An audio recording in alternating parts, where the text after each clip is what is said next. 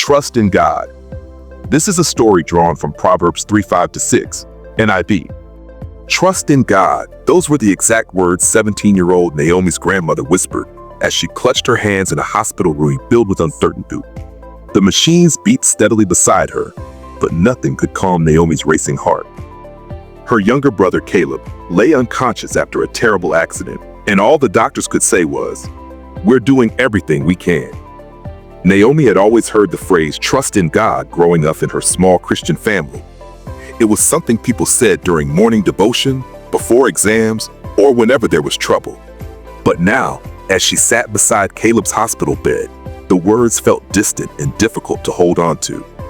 How could she trust in God when everything around her was falling apart? The memory of the accident replayed in her mind like a cruel movie. They had just left church on a rainy Sunday when a truck ran a red light and collided with their car. Naomi came out with only a few bruises. Caleb wasn't so lucky. He hadn't opened his eyes since the crash. That night, Naomi stepped out into the hospital's small chapel. The dim room was quiet and empty. A stained glass window showed Jesus calming the stormy sea, his hand reaching out to Peter as he sank into the water. Naomi whispered, "God, I don't know if you hear me, but I need you. I need help. I need peace." As she sat in silence, her grandmother's favorite verse came to mind. "Trust in the Lord with all your heart and lean not on your own understanding." Naomi had always thought that verse meant things would go smoothly if you just had faith. But in that moment, she began to understand its deeper meaning. It didn't say life would make sense. It didn't say pain wouldn't come.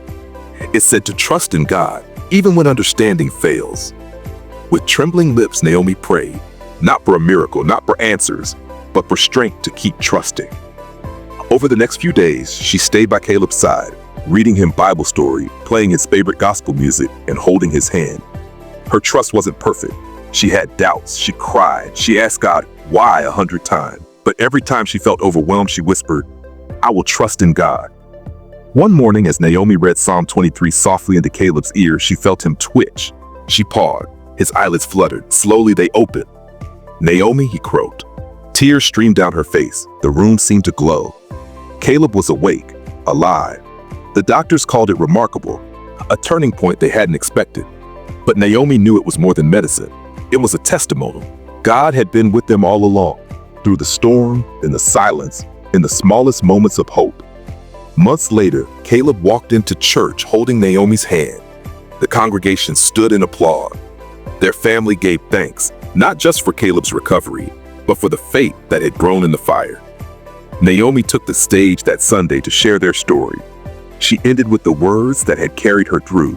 Trust in God, even when you don't understand, because He is always working, even when you cannot see it.